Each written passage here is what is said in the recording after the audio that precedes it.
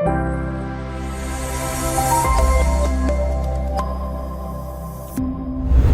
and welcome to Program Classes. So, আজি আমি discuss কৰিম Assam হিষ্ট্ৰীৰ one of the most important topic, এটো হৈছে বৰ্মন ডাইনেষ্টি। আৰু বৰ্মন ডাইনেষ্টি আপোনালোকৰ এডিআৰই এক্সাম বা আসাম পুলিচ এক্সাম এই গোটেইকেইটা আসাম ৰিলেটেড গভৰ্ণমেণ্ট এক্সামত আপোনালোকৰ কাৰণে এটা ইম্পৰ্টেণ্ট ৰোল প্লে কৰিব। সো আজি আমি বলক টপিকটো আমি ডিসকাস কৰিবলৈ ষ্টাৰ্ট কৰোঁ।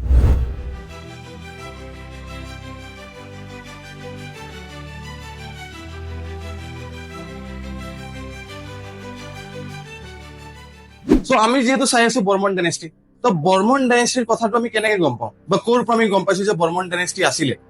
সো বৰ্মন ডাইনেষ্টিৰ কথাটো আমি গম পাওঁ গুপ্তাৰ ডাইনেষ্টিৰ এজন ফেমাছ ৰজা আছিলে আৰু তেওঁৰ নাম হৈছে সমুদ্ৰগুপ্তা।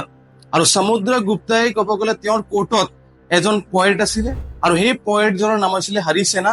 তেওঁ কম্প'জ কৰিছিলে আলাহাবাদ পিলাৰ ইনস্ক্ৰিপশ্যন, যাৰ আৰু এটা নাম হয় প্ৰয়াগ প্ৰচেষ্টি বুলিও কোৱা হয়। সো ইয়াতে চাওক আপোনালোকে যেতিয়া গুপ্তাৰ ডাইনেষ্টি আমি যেতিয়া পঢ়িম, গুপ্তাৰ ডাইনেষ্টি আপোনালোকে গম পাব যে তাতে শ্ৰীগুপ্তা আছে, তেওঁ ফাউণ্ডাৰ হয়, ঘটোৎকচ, তাৰপিছত চন্দ্ৰগুপ্তা 1, সমুদ্ৰগুপ্তা, চন্দ্ৰগুপ্তা 2, কুমাৰগুপ্তা আৰু তাৰপিছত স্কন্দগুপ্তা। সো ইয়াতে চবতকে মেইন, তাতে চবতকে গ্ৰেটেষ্ট ৰজা গুপ্তাৰ ডাইনেষ্টি আছিলে সমুদ্ৰগুপ্তা। আৰু সমুদ্ৰগুপ্তাই বনাইছিলে এটা শিলালিপি বনাইছিলে, যাৰ নাম কৈছে মই আলাহাবাদ পিলাৰ ইনস্ক্ৰিপশ্যন। এটা মনোলিথিক ষ্ট্ৰাকচাৰ এটা হয় আলাহাবাদ পিলাৰ ইনস্ক্ৰিপশ্যন। আৰু সেই আলাহাবাদ পিলাৰ ইনস্ক্ৰিপশ্যনত লিখা আছে যে সেইটো টাইমত অসমত বৰ্মন ডাইনেষ্টি আছিলে। অকল বৰ্মন ডাইনেষ্টি বুলি নহয়, সেম টাইমত অসমত আৰু এটা কিংডম এটা আছিলে, আৰু সেই কিংডমৰ নাম হৈছে ডবকা কিংডম। ডবকা কিংডম ক'ত আছে? নগাঁৱত আছে। সো এতিয়া বৰ্মন ডাইনেষ্টি যদি আমি চাব যাওঁ, one of the major role play কৰে যিকোনো এক্সামত, আৰু এইটো বহুত ইম্পৰ্টেণ্ট হয় আসাম হিষ্ট্ৰীত।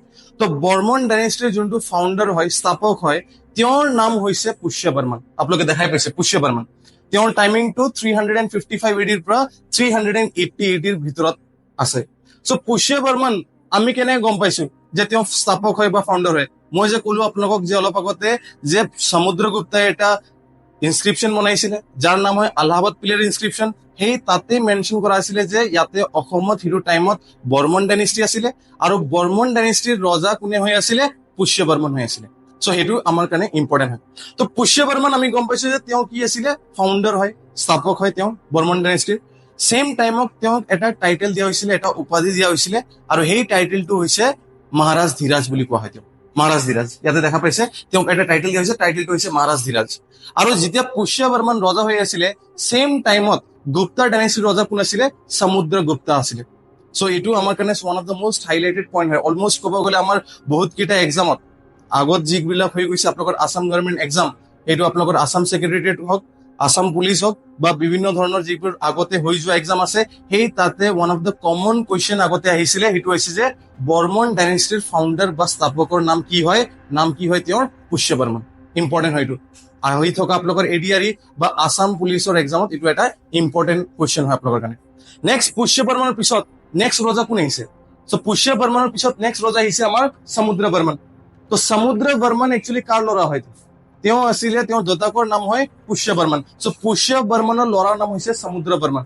তো সমুদ্ৰ বৰ্মন একচুৱেলি এই সমুদ্ৰ যোনটো নাম আছে, পুষ্য বৰ্মন যেতিয়া তেওঁ ৰজা হৈ আছিলে, তেওঁ মানে সমুদ্ৰগুপ্তাক বহুত মানে ভাল পাইছিলে তেওঁ ৰোল হিচাপে। আৰু যিহেতু মই আপোনাক কৈছিলো যে Samudragupta one of the greatest king আছিলে গুপ্তাৰ ডাইনেষ্টিৰ, সো তেওঁৰ ইনফ্লুৱেঞ্চত পুষ্য বৰ্মনে নিজৰ ল'ৰাৰ নাম সমুদ্ৰ থৈছিলে। তো সমুদ্ৰ বৰ্মন নেক্সট ৰজা হয়। তো সমুদ্ৰ বৰ্মন চাওক, ইয়াতে তেওঁকো এটা টাইটেল দিয়া হৈছিলে সমুদ্ৰ বৰ্মনক, আৰু সেই টাইটেল বা উপাধি কি দিয়া হৈছিলে? তেওঁক মহাৰাজ ধীৰাজ দিয়া হৈছিলে। আৰু তেওঁ যেতিয়া ৰজা আছিলে সমুদ্ৰ বৰ্মন, সেম টাইমত ক'ব গ'লে গুপ্তাৰ ডাইনেষ্টিৰ ৰজা কোন আছিলে? চন্দ্ৰগুপ্তা 2। সো মই যিহেতু সিকুৱেন্সটো আপোনালোকক মই দি দিম পিছত, যে গুপ্তাৰ ডাইনেষ্টিৰ যিকেইটা সিকুৱেন্স মই কৈ আছিলো, ফাৰ্ষ্টত আহে চন্দ্ৰগুপ্তা 1, তাৰপিছত আহে সমুদ্ৰগুপ্তা, তাৰপিছত আহিব চন্দ্ৰগুপ্তা 2। তো যেতিয়া সমুদ্ৰ বৰ্মন ৰজা হৈ আছিলে, সেম টাইমত ৰজা কোন হৈ আছে গুপ্তাৰ ডাইনেষ্টিত? চন্দ্ৰগুপ্তা 2 ৰজা হৈ আছে। তো সমুদ্ৰ বৰ্মনৰ পিছত নেক্সট যোনটো ফেমাছ ৰজা আহে, সেই ৰজাজনৰ নাম হৈছে বালা বৰ্মন 1। আৰু বালা বৰ্মন 1ৰ যদি আমি টাইমিংটো চাওঁ, এইটো হৈছে 405 AD পৰা 420 AD, বালা বৰ্মন 1। তো বালা বৰ্মন 1 তেওঁ কাৰ ল'ৰা হয়? তেওঁ আছিলে সমুদ্ৰ বৰ্মনৰ ল'ৰা বালা বৰ্মন 1। আৰু বালা বৰ্মনৰ জীয়েকৰ নাম হৈছে অমৃতা প্ৰভা। তো চাওক ইয়াতে কি হৈছে, বালা বৰ্মন যোনটো ৰজা আছিলে, বৰ্মন ডাইনেষ্টিৰ। বালা বৰ্মনৰ এজনী জীয়েক আছিলে আৰু সেই জীয়েকৰ নাম আছিলে অমৃতপ্ৰভা। আৰু অমৃতপ্ৰভাই এজন ৰজাক বিয়া পাতিছিলে আৰু সেই ৰজাজনৰ নাম হৈছে মেঘবাহানা। তো মেঘবাহানা কোনজন ৰাজ্যৰ ৰজা আছিলে? তেওঁ কাশ্মীৰৰ ৰজা আছিলে। আৰু এই যে কাহিনীটো হয়, এই কাহিনীটো আমি ক'ৰ পৰা গম পাওঁ? একচুৱেলি এটা কিতাপ এটা আছে আৰু সেই কিতাপটোৰ নাম হয় ৰাজ তৰংগিনী। কোনে লিখিছে এই কিতাপটো? কালহানে লিখিছে। এতিয়া ৰাজ তৰংগিনী কিতাপটো কিহৰ ওপৰত হয়? সেইটো একচুৱেলি কাশ্মীৰত যিবোৰ ৰজা আছিলে, হিষ্ট্ৰী অফ যিবোৰ কাশ্মীৰৰ যিকেইটা ৰুলাৰ্ছ আছিলে বা ৰজা আছিলে, তাহাঁতৰ বিষয়ে সেই ৰাজ তৰংগিনী কিতাপটোৰ ওপৰত মানে এটা ব্ৰিফ হিষ্ট্ৰী লিখা হৈছে। কোনে লিখিছে? কালহানে লিখিছে। তো ইয়াতে মনত ৰাখিব, অমৃতপ্ৰভা কাৰ লগত বিয়া পাতিছে? মেঘবাহানাৰ লগত বিয়া পাতিছে। আৰু মেঘবাহানা ক'ৰ ৰজা আছিলে? কাশ্মীৰৰ ৰজা আছিলে। তো অমৃতপ্ৰভা চাওক, তেওঁ বিয়া পাতি কিনে কাশ্মীৰত গুচি গ'ল, কিন্তু তেওঁ সেইটো টাইমত অকলে যোৱা নাছিলে অসমৰ পৰা।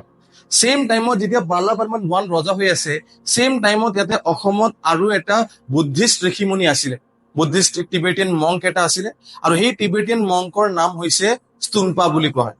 তো ষ্টুনপা যেতিয়া অমৃতপ্ৰভা বিয়া পাতি কিনে মেঘবাহানাৰ লগত কাশ্মীৰত যায়, তেতিয়া ষ্টুনপাও তেওঁৰ লগত যায়, কাশ্মীৰত যায়। আৰু তাৰ পিছত অমৃতপ্ৰভাই তাতে কাশ্মীৰত যোৱাৰ পিছত তাতে এটা ভৱন বনাব, আৰু সেই ভৱনটোৰ নাম হৈছে অমৃত ভৱন। অমৃত ভৱন বনাই তেওঁ। আৰু ষ্টুনপা যোৱাৰ নাম কৈছিলো মই, ষ্টুনপা কি আছিলে? এজন বুদ্ধিষ্ট ঋষিমুনি আছিলে। তেওঁ কাশ্মীৰত যাব আৰু ষ্টুনপাই তাতে গৈ কিনে এটা স্তূপা বনাব, আৰু সেই স্তূপাটোৰ নাম হৈছে লো স্তূপা।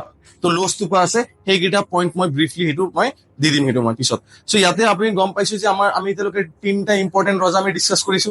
ফাৰ্ষ্ট আমি চাইছো পুষ্য বৰ্মন, নেক্সট আমাৰ আছে সমুদ্ৰ বৰ্মন, আৰু থাৰ্ড আমি চাইছো বালা বৰ্মন ওৱান।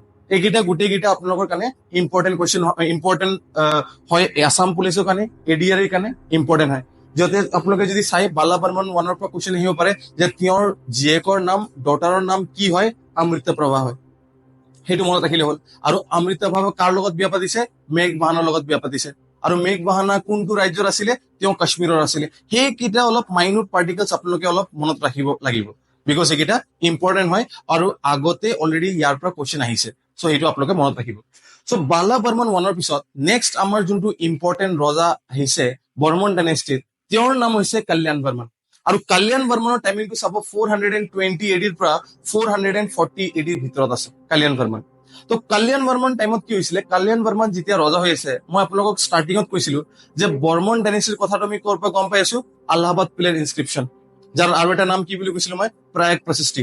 তো ইয়াতে মনত ৰাখিব যে আমি গম পাইছো অকল সেইটো টাইমত কি সমুদ্ৰগুপ্তাই যেতিয়া আমাৰ কি কয় এইটো আলাহাবাদ পিলাৰ ইনস্ক্ৰিপশ্যন বনাই তেওঁ, তো সেইটো টাইমত তেওঁ কি কৈছিলে যে অসমত বৰ্মন ডাইনেষ্টিটো আছে, অকল বৰ্মন ডাইনেষ্টিৰ কথা কোৱা নাই।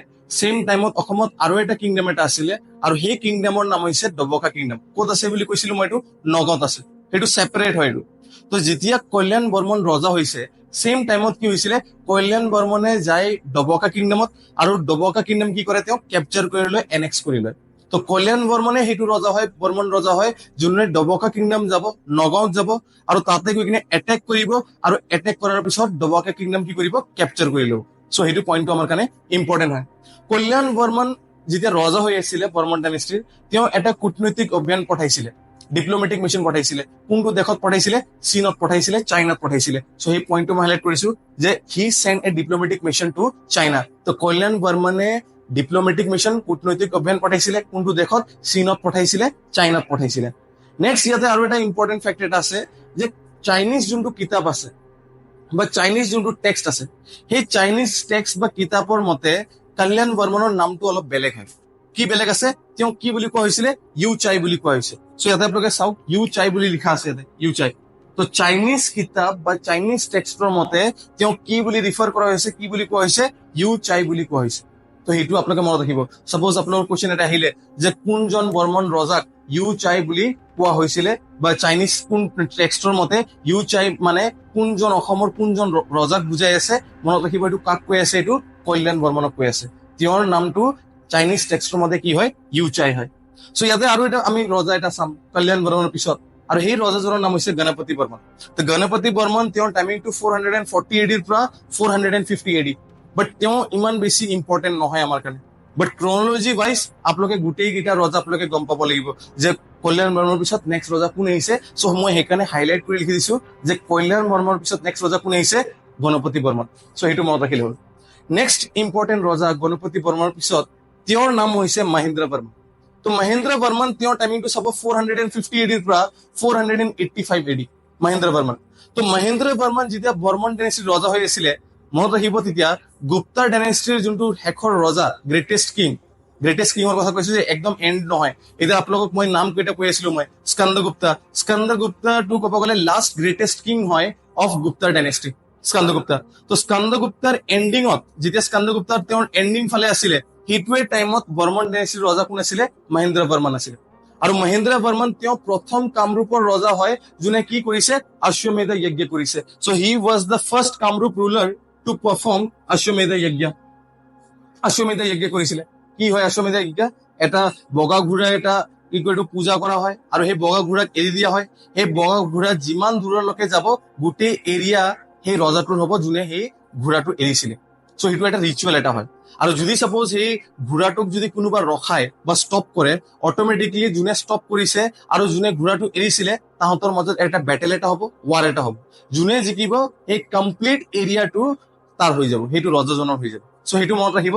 এই কুৱেশ্যনটো বহুতবাৰ এক্সামত আহিছে যে অশ্বমেধ যজ্ঞ কোনে ফাৰ্ষ্ট টাইম কৰিছিলে অসমত আৰু তেওঁৰ নাম কি হয়? তেওঁৰ নাম আছিলে মহেন্দ্ৰ বৰ্মন। তেওঁ ফাৰ্ষ্ট ৰজা হয়, কামৰূপ ৰজা হয় যোনে অশ্বমেধ যজ্ঞ কৰিছিলে। হৈছে তো এইকেইটা আপোনালোকে জাষ্ট অলপ স্ক্ৰীনশ্বট অলপ লৈ ল'ব পাৰে বা আপোনালোকে লিখি ল'ব পাৰে, নোট ডাউন কৰি ল'ব পাৰে আপোনালোকে।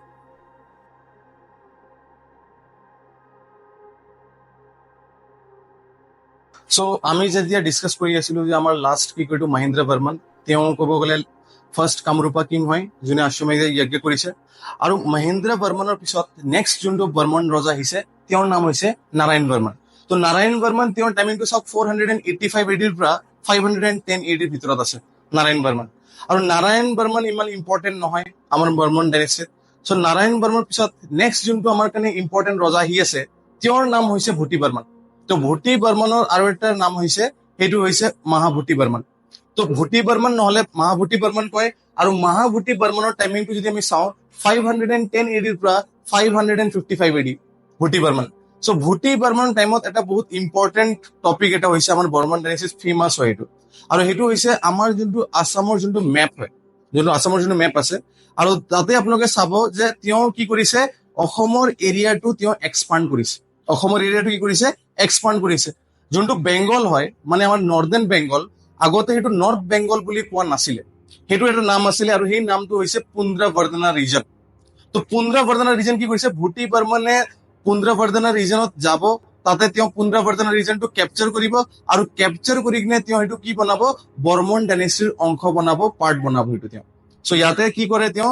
ভূটি বৰ্মন কি কৰিব? Bhuti Varman conquered the lands of Pundravardhana region. তো নৰ্থ বেংগলটো বুজাই আছে। চ' পুন্দ্ৰৱৰ্ধনা ৰিজন কি হয়? নৰ্থ বেংগলটো বুজাই আছে। তো তেওঁ যাব নৰ্থ বেংগলত, পুন্দ্ৰৱৰ্ধনা ৰিজনত যাব আৰু তাৰ পিছত তাতে গৈ কিনে তেওঁ কেপচাৰ কৰিব নৰ্থ বেংগলটো, তেওঁ কেপচাৰ কৰিব মানে পুন্দ্ৰৱৰ্ধনা ৰিজনটো কেপচাৰ কৰিব। এতিয়া অকল কেপচাৰ বুলি নহয়, তেওঁ কেপচাৰ কৰাৰ পিছত তাতে 205টা ব্ৰাহ্মীণ পৰিয়ালক তাতে থাকিবলৈ দিব, ডনেট কৰিব তেওঁ মাটি, লেণ্ডটো ডনেট কৰিব। চ' কেনে চাব Bhuti Varman donated the lands of Pundravardhana region to 205 Brahmin families. তো পুন্দ্ৰৱৰ্ধনা ৰিজন তাতে যোনটো কেপচাৰ কৰিছিলে ভূটি বৰ্মনে, সেই ভূটি বৰ্মনে পুন্দ্ৰৱৰ্ধনা ৰিজনটো কি কৰে? মাটি দান কৰিব কাক? 205টা ব্ৰাহ্মীণ পৰিয়ালক লেণ্ড ডনেট কৰিব। তো ইয়াতে আমি জাষ্ট অলপ পিক্টোগ্ৰাফিত আমি অলপ চাম, অলপ মেপ ইউজ কৰি লওঁ আমি। ধৰি লওক ইয়াতে আপোনালোকে যদি মেপটো চাই ভালকে,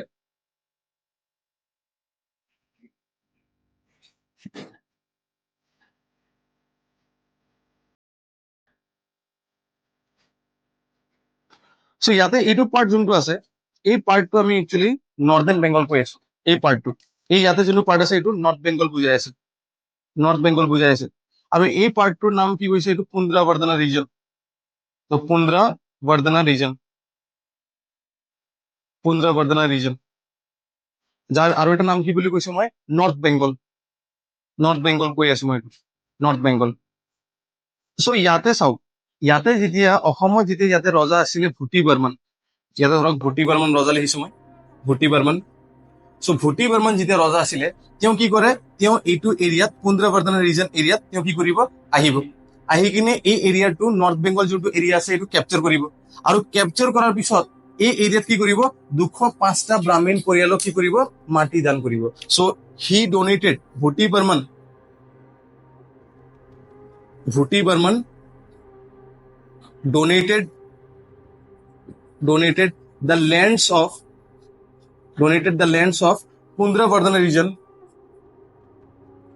donated the lands of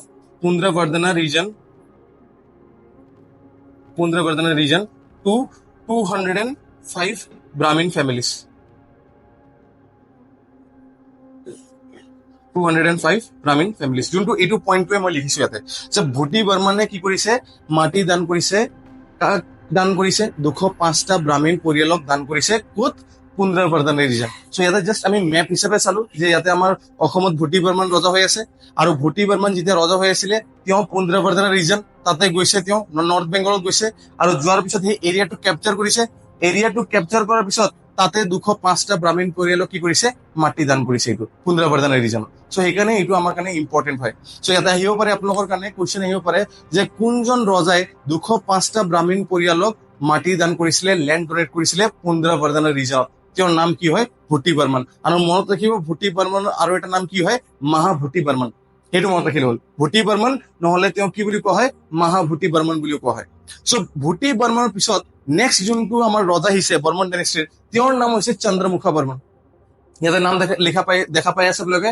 চন্দ্ৰমুখা Barman তো চন্দ্ৰমুখা বৰ্মনৰ যোনটো টাইমিং আছে সেই টাইমিংটো হয় 555 এডিৰ পৰা 565 এডি চন্দ্ৰমুখা বৰ্মন আৰু চন্দ্ৰমুখা বৰ্মন ইমান ইম্পৰ্টেণ্ট নহয় আমাৰ বৰ্মন ডাইনেষ্টিৰ টপিকত সেইকাৰণে জাষ্ট তেওঁৰ ক্ৰনলজি আমি যদি ছেট আপ কৰিব লাগে যে ভূটি বৰ্মনৰ পিছত নেক্সট যোনটো বৰ্মন ডাইনেষ্টি আহিছে মানে ৰজা আহিছে তেওঁৰ নাম কি হয় সেইটো আল্টিমেটলি মনত ৰাখিব আপোনালোকে চন্দ্ৰমুখা বৰ্মন তো চন্দ্ৰমুখা বৰ্মনৰ পিছত নেক্সট যোনটো ৰজা আহিছে তেওঁৰ নাম হৈছে স্থিতা বৰ্মন তো স্থিতা বৰ্মন তেওঁৰ টাইমিংটো চাওক 565 এডিৰ পৰা 585 এডিৰ ভিতৰত আৰু স্থিতা বৰ্মনৰ তেনেকৈ ইম্পৰ্টেণ্ট ৰজা তেওঁ নাছিলে বৰ্মন ডাইনেষ্টিৰ তো স্থিতা বৰ্মনৰ পিছত নেক্সট যোনটো ইম্পৰ্টেণ্ট ৰজা আহিছে বৰ্মন ডাইনেষ্টিৰ তেওঁৰ নাম হৈছে সুস্থিতা বৰ্মন আৰু সুস্থিতা বৰ্মন যদি আমি চাওঁ তেওঁৰ টাইমিংটো আপোনালোকে চাওক 585 এডিৰ পৰা 593 এডি টাইমিংটো আপোনালোকে চাব পাৰে 585 এডিৰ পৰা 593 এডি তো সুস্থিতা বৰ্মন ইম্পৰ্টেণ্ট হয় আমাৰ বৰ্মন ডাইনেষ্টিত বিকজ সুস্থিতা বৰ্মনৰ আৰু এটা নাম আছে আৰু তেওঁৰ আৰু এটা নাম কি হয় তেওঁ মৃগাংক বুলিও কোৱা হয় সো ইয়াতে হাইলাইট কৰা আছে he was also known as Mriganka বুলিও কোৱা হয় আৰু সুস্থিতা বৰ্মন চাব ইয়াতে সুস্থিতা বৰ্মন কি আছিলে যেতিয়া তেওঁ ৰজা হৈ আছিলে বৰ্মন ডাইনেষ্টিত তেতিয়া কি হৈছিলে এইটো পাৰ্টত আমি যদি অলপ চেণ্ট্ৰেল ইণ্ডিয়া ফালে আমি যাওঁ গুপ্তা ডাইনেষ্টিৰ এটা ৰজা এটা আছিলে আৰু তেওঁৰ নাম হৈছে মহাসেনা গুপ্তা কি কৰিব মহাসেনা গুপ্তা আহিব আহি কিনে তেওঁ কি কৰিটো আমাৰ সুস্থিতা বৰ্মন তেওঁক ডিফিট কৰিব আৰু ডিফিট কৰাৰ পিছত তেওঁ তোমাৰ এই পুন্দ্ৰবৰ্ধনৰ ৰিজনটো কি কৰিব তেওঁ কেপচাৰ কৰি ল'ব সো আমি কি গম পাইছিলো যেতিয়া মই সাপোজ আপোনালোকক পঢ়াই আছিলো ভূটি বৰ্মনৰ কথা তাতে মই আপোনালোকক বুজাইছিলো যে ভূটি বৰ্মনে নৰ্থ বেংগল ৰিজন আমাৰ যোনটো পুন্দ্ৰবৰ্ধন ৰিজন আছে সেইটো তেওঁ যাব গৈ কিনে তেওঁ কেপচাৰ কৰি ল'ব আৰু তাতে যোনটো লেণ্ড আছে মাটি আছিলে সেইটো 205টা ব্ৰাহ্মণ পৰিয়ালক কি কৰিব দান কৰি দিব ডোনেট কৰি দিব কিন্তু যেনেকে ৰজা বৰ্মন ডাইনেষ্টিৰ ৰজা সুস্থিতা বৰ্মন আহে তেওঁ কিন্তু এই পাৰ্টটো যোনটো আমাৰ নৰ্থ বেংগল পাৰ্ট আছে এইটো তেওঁ বচাব নোৱাৰে এই পাৰ্টটো কোনে লৈ ল'ব মহাসেনা গুপ্তাই লৈ ল'ব তো মহাসেনা গুপ্তাই ক'ব গ'লে আমাৰ এইটো পাৰ্টত আছিলে তেওঁ আহিব আহি কিনে এই পুন্দ্ৰবৰ্ধনৰ ৰিজনটো তেওঁ আকৌ কি কৰিব কেপচাৰ কৰি ল'ব তো সুস্থিতা বৰ্মনে কি কৰিব তেওঁৰ লগত যোনটো পুন্দ্ৰবৰ্ধনৰ ৰিজন আছিলে সেইটো তেওঁ হাৰি যাব আল্টিমেটলি কোনে লৈ ল'ব মহাসেনা গুপ্তাই লৈ ল'ব সো এখানে পইণ্ট দিয়া আছে যে ডিউৰিং হিজ ৰেইন মহাসেনা গুপ্তা তেওঁ আহিছিলে বৰ্মন ডাইনেষ্টিত তেওঁ আহিছিলে আহি কিনে তেওঁ ক'ব গ'লে ডিফিট কৰিছে কিন্তু তেওঁ অসমত তেওঁ অহা নাই আল্টিমেটলি কি কৰিলে তেওঁ পুন্দ্ৰবৰ্ধনৰ ৰিজনটোহে তেওঁ কেপচাৰ কৰিছে কোনে মহাসেনা গুপ্তাই কেপচাৰ কৰিছে সো সেইটো আমাৰ কাৰণে ইম্পৰ্টেণ্ট পইণ্ট হয় নেক্সট আমি যদি চাওঁ সুস্থিতা বৰ্মনৰ দুজন ল'ৰা আছিলে তেওঁ আৰু সেই দুজন ল'ৰাৰ নাম হৈছে প্ৰথম ডাঙৰ ল'ৰাৰ নাম হৈছে সুপ্ৰতিষ্ঠিতা বৰ্মন তো সুপ্ৰতিষ্ঠিতা বৰ্মন তেওঁৰ টাইমিংটো চাব 593 এডিৰ পৰা 594 এডি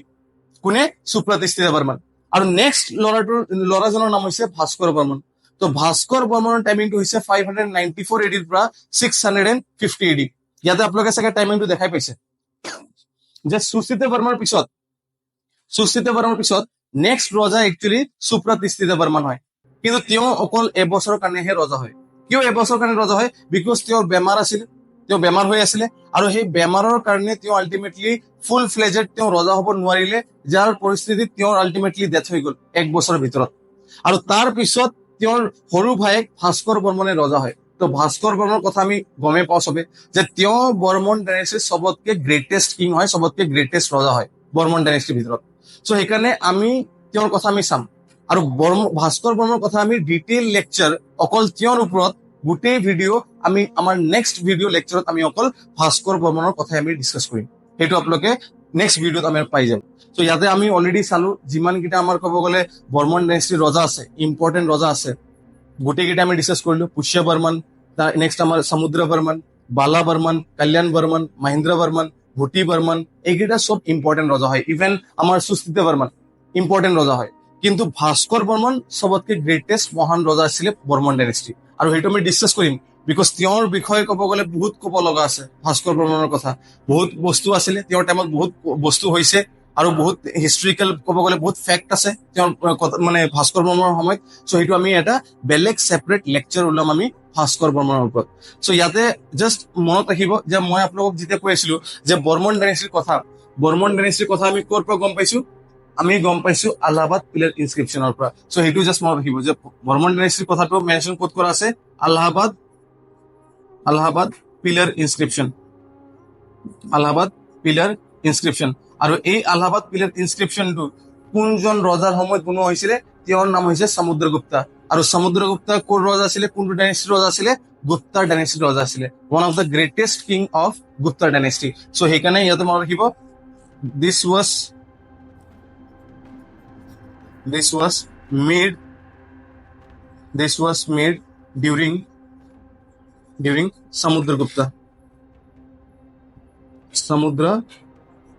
Samudragupta's reign. সমুদ্ৰগুপ্তাৰ সময়ত আলাহাবাদ পিলাৰ ইনস্ক্ৰিপশ্যন নহলে প্ৰায়ত প্ৰচেষ্টি বনোৱা হৈছিলে, সেইটো মনত ৰাখিলে হ'ল আপোনালোকে। চ' ইয়াতে আমাৰ ক'ব গ'লে আমি যিমানকেইটা ডিছকাছ কৰিছো এইটো জাষ্ট এটা ব্ৰিফ ডিছকাশ্যন হয়, ইয়াতে আৰু বহুত পইণ্ট আছে, বাট ক'ব গ'লে আমি যিমানকেইটা বহুত মানে যিকেইটা ইম্পৰ্টেণ্ট পইণ্ট আছে গোটেইকেইটা আমি এই শ্বৰ্ট ভিডিঅ' লেকচাৰত আমি অলমষ্ট ডিছকাছ কৰিছোৱে। ত' পুষ্য বৰ্মনৰ পৰা একেবাৰে লাষ্ট আমাৰ সুপ্ৰতিষ্ঠিত বৰ্মন, তাৰলৈকে আমি ডিছকাছ কৰিছো। বাট যিহেতু মই আপোনাক কৈছো যে ভাস্কৰ বৰ্মনৰ কথা আমি ছেপাৰেট লেকচাৰত আমি ডিছকাছ কৰিম, বিকজ তেওঁ মহান ৰজা হয়, গ্ৰেটেষ্ট কিং হয়। চ' এইটোৰ আমি জাষ্ট ডিছকাছ কৰিছো, আৰু এইটো ক'ব গ'লে আমাৰ বৰ্মন ডাইনেষ্টিৰ ফাৰ্ষ্ট লেকচাৰ হয়। আমাৰ ছেকেণ্ড লেকচাৰ বৰ্মন ডাইনেষ্টিৰ ওপৰত, এইটো আমাৰ ভাস্কৰ বৰ্মনৰ ওপৰত হ'ব। চ' আপোনালোকৰ যদি ভিডিঅ'টো ভাল লাগে তেতিয়াহ'লে আপোনালোকে লাইক কৰিব, শ্বেয়াৰ কৰিব, বিকজ আপোনালোকে যদি লাইক আৰু শ্বেয়াৰ কৰে আমাৰ ভাল লাগিব, আৰু আমি এনেকে নতুন নতুন আকৌ ভিডিঅ' আপোনালোকৰ কাৰণে বনাই থাকিম। চ' ইয়াৰে মাজত আপোনালোকক বাৰে বাৰে মই এটা বস্তু কৈ আছো যে আমাৰ যিকেইটা লেকচাৰ ভিডিঅ' আছে এইবিলাক আপোনালোকৰ যিকেইটা আহি থকা এক্সাম আছে, ADRE হওক বা আছাম পুলিচ হওক, চ' আৰু বেলেগ যিকোনো আপোনালোকৰ যিকেইটা মানে অসম ৰিলেটেড যিকেইটা গভৰ্ণমেণ্ট এক্সাম আছে সেইকেইটাতো ইম্পৰ্টেণ্ট ৰোল আপোনালোকৰ কাৰণে হেল্পফুল হ'ব আৰু ইম্পৰ্টেণ্ট ৰোল প্লে কৰিব। চ' থেংক ইউ ছ' মাছ, আজিৰ কাৰণে ইমানে। Thank you very much. Thank you for watching.